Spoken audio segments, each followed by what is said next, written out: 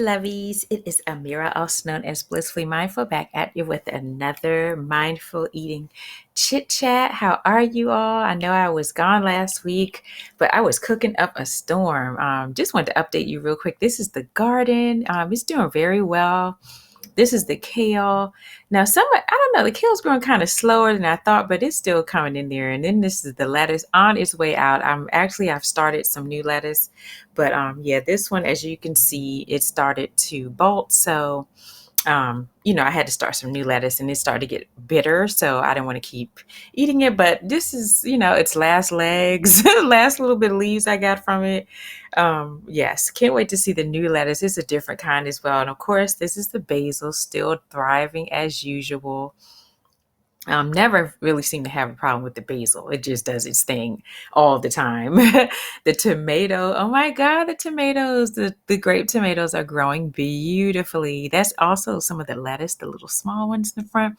But yes, the tomatoes, they are really growing. They're just doing well. They're thriving, honestly. I love it. I cannot wait to see them. Continue to thrive. But yes, so excited about everything in the garden. It's looking good. I'm definitely still learning, still getting the hang of everything. And, just still feeling my way through this whole thing. As the kale is definitely thriving as well.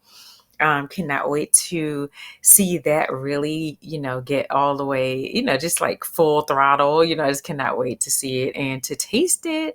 Yes, this is I think I actually did two different types. I can't remember. I planted these, it seems like a while ago, but I don't know, maybe two types. I don't know. We'll find out though soon enough. Yes, so I've been cooking up a storm. Like I said, I redid the chickpea omelets, and this is how it came out. All I did was, put some chickpea flour, season it, throw some water in there.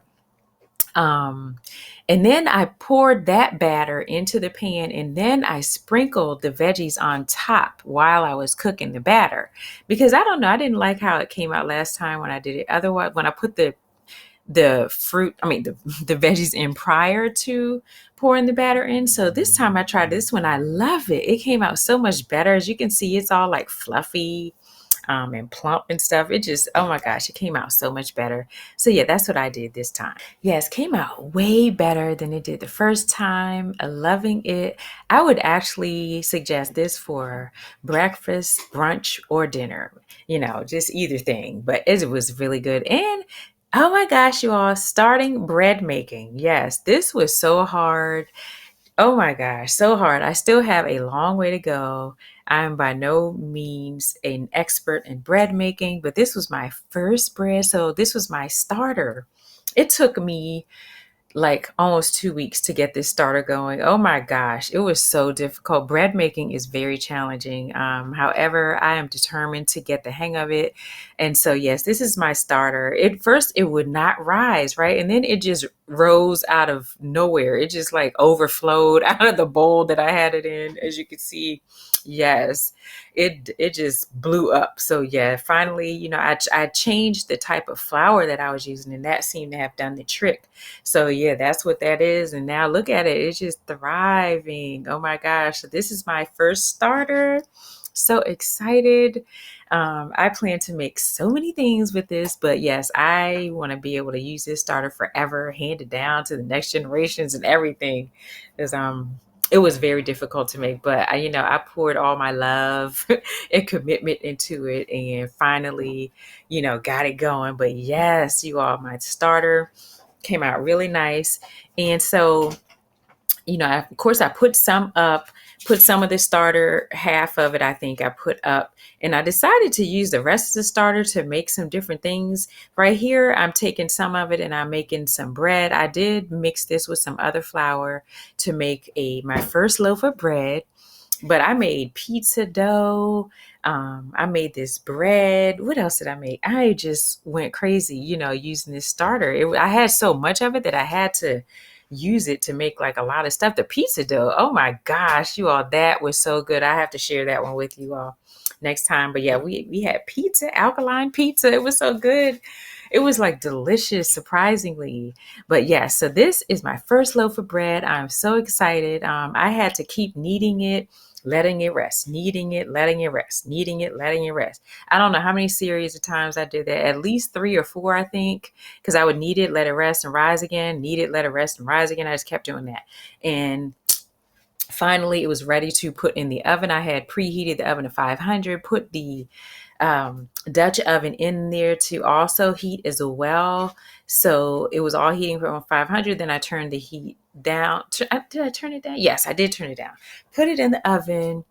First, I put it in the oven for like 20 minutes, I think, 40 minutes, 20 minutes, and covered. Then I took the cover off for another 20 minutes. And then this is the final product. Here it is, my first loaf of bread. You all so excited? Yes, it came out so well. It was very delicious. I sliced some up and put some bruschetta on it. It was so delicious. Oh my gosh. Yeah. So I'm so excited that I can actually make my own bread from spelt flour. I'm going to try it with white spelt flour. This was like a bit grainy for me. It was my first one. So, I'm just glad I'm able to make bread. And here, oh my gosh, this is a major fail. I tried to make cookies, and as you can see, it all kind of blended together.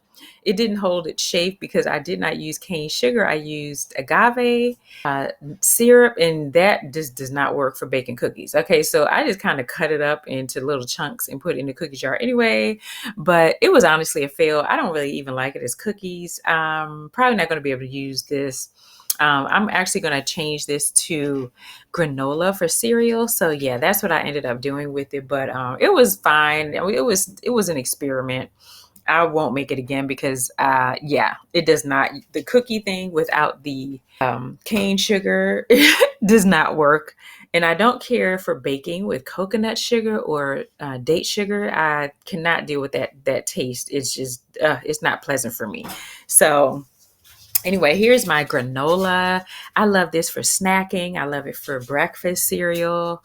Whatever, I just love granola. So yeah, I just threw some granola in here, and these are spelt flakes. So this is not oatmeal. This is spelt flakes that I use to keep it alkaline. And it's very delicious. We eat it all the time. I usually make this really once a week because we really eat it a lot. Like, again, for snacks, breakfast, whatever, we're in the mood for. But yes, we definitely get bang for buck out of this one. The spelt flour is a bit pricey, but I don't know. If you want to keep it alkaline, it's what you have to do. So this whole thing is a bit pricey. So it is what it is. And honestly, if you commit to it, you're going to kind of have to commit to the price because, pay now or pay more later with your health. So I'm just into the paying now, and I don't mind spending the few extra bucks on the healthy food. And so that's what I do. So yeah, this is just, I threw some spelt flakes, raisins, drizzle some agave syrup on top, pop it in the oven, bring it out, for maybe 10-15 minutes. Oh my goodness, you all. Here I decided to try my hand at using spelt flour to make seitan. And surprisingly, it did come out really good. Oh my gosh. So yeah, I'm like, I want to make jerky and just whatever, just all kind of snacks. On this alkaline diet, I am in desperate need of some salty snacks. Oh my gosh, it's very difficult, and I just couldn't take it anymore. So I decided to try to make some vital wheat gluten, or seitan, whatever you want to call it. So this is what I'm doing. I just kept going through a series of washing the flour. First I kneaded it, flour and a little water, kneaded it into a ball, and then I just kept doing this, washing it, and then I would drain the water out, let it sit for another 20 minutes to an hour or whatever, wash it. It took hours, you all, to make this, but it did come out well, really well. And I would definitely be doing this like regularly. As you can see, that the texture starts to get tougher. And so this is what you want. It wanted to get really tough, and it does start to shrink. Because the starch is you're kneading the starch out of it. And so yes, this is what the final product was, this little ball. I boiled it eventually, and that was that. And set it to the side for when I was ready to cook it. In fact, I did cook it, and I know this is not completely alkaline. They are plantain fries I made. green plantain fries. Well, I had to cheat a little bit to make this meal, but that's the Seitan though. I made little nuggies. So delicious. Oh my gosh. You have got to try. This was the prize meal. Oh my goodness. It was so delicious. I just threw some coconut milk in there. I had already made the wild rice, but I threw some coconut milk in there with the chickpeas and the sun-dried tomatoes, mixed that all up with some seasoning, and it got this little creamy little situation going. Threw some wild rice in there after the fact. The wild rice I had already prepared separately earlier. But oh my gosh, this was so good. I would definitely make this meal again. It was really easy to make.